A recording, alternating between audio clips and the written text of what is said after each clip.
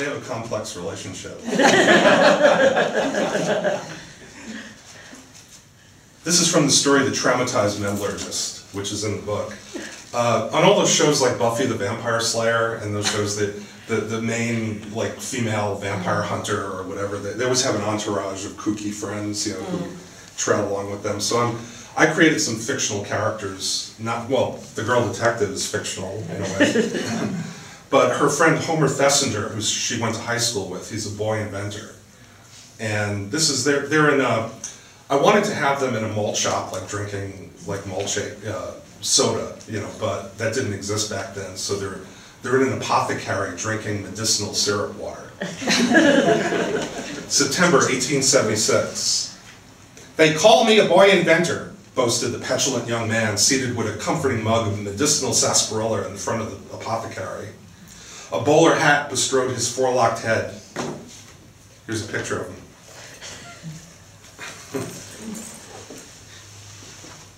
This is Homer Thesiger, the boy inventor.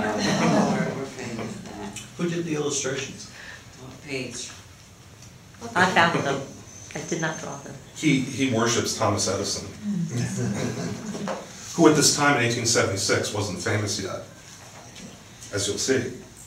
They call me a boy inventor, but much of my work is the invention of small improvements to existing technology, such as an improved relay and a telegraph machine. It's more accurate to call me a scientist like my father does, and true, I use the scientific method. But I aspire to more than being just another inventor. I want to be a wizard. That's precisely the type of arrogant nonsense I'd expect from you, Homer, Lizzie Andrew Borden, the girl detective of Fall River, snorted, with a spoon balanced in one hand and a lump of ice cream melting into a glass before her. She had never heard Homer wax so pontifically. I don't suppose you could even define the word wizard, she challenged. To me, it evokes a picture of a tall, bearded man with a cap and robe decorated with astrological symbols. No, Homer answered. That's some farcical court magician. My wizard is a man who can control the elements, harness the power of water, divine the secrets of electricity, provide insights into light itself. I'm talking of men who are shaping the new world that we live in. Men like Thomas Edison, the great electromechanician from New Jersey. I swear, Homer, you produce the most unusually obscure people. He's far from obscure. He's experimenting with electricity to provide an alternative to the oil lamp, one that will run automatically on a current of energy. No more shall we butcher the whales of the world's oceans to illuminate our nights. Soon we'll merely toss a switch, and the light will flow from a hot wire. You shall read your book upon a midnight without any oil at all, and no fear the wind will blow the fire upon your sheets. Perhaps, she said between licks of her spoon, I'd rather take my chance with an oil lamp than have a hot wire dancing about my head.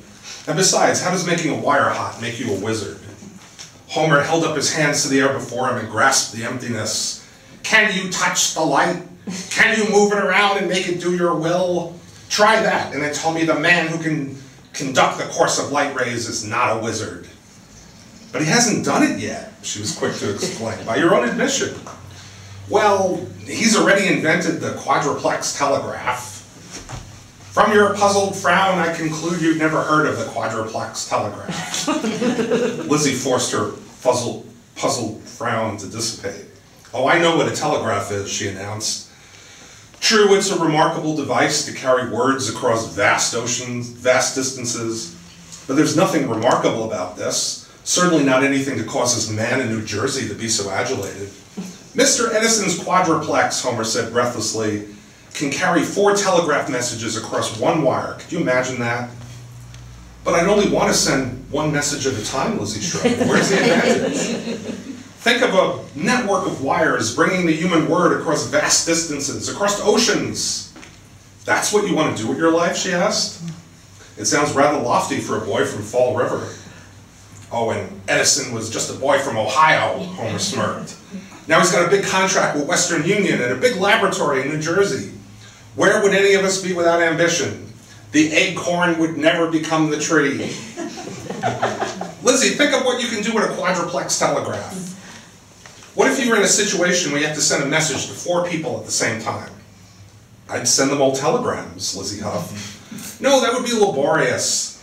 Imagine you can enter some words into this machine, and then with one push of a switch, you could send all those words to 4 separate people.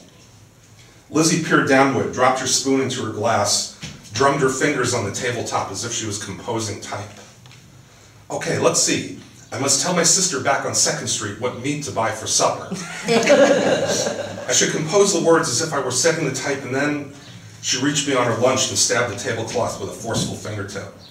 I shall send the message along its path, on the wire, and my sister and others shall receive it. Yes, Homer nodded, and it's more marvelous than that. One day we'll harness sound the same way we'll harness light.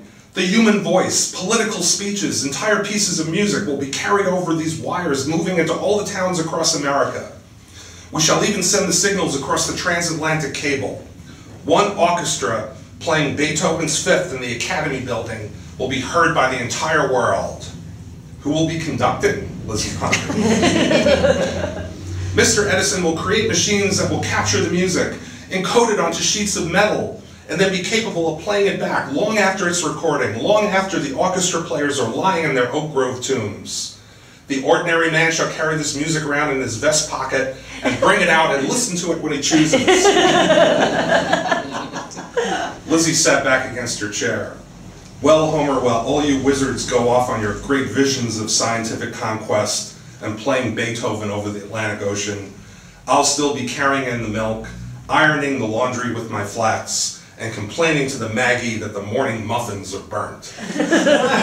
Perhaps I'll be amazed when all this happens, but until then, well, we will all benefit from the coming revolution, Homer concluded, and I'm not talking about socialism.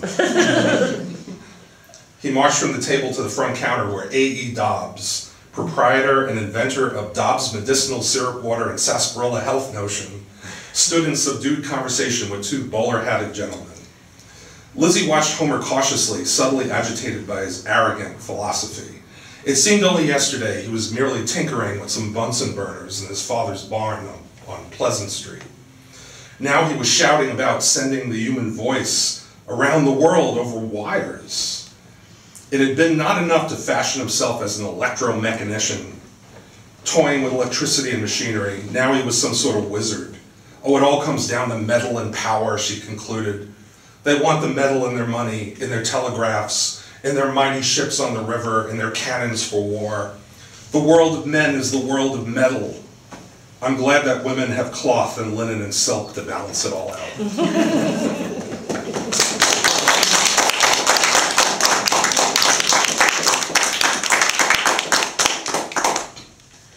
She also has a complex relationship with Homer. This is his way of liking her.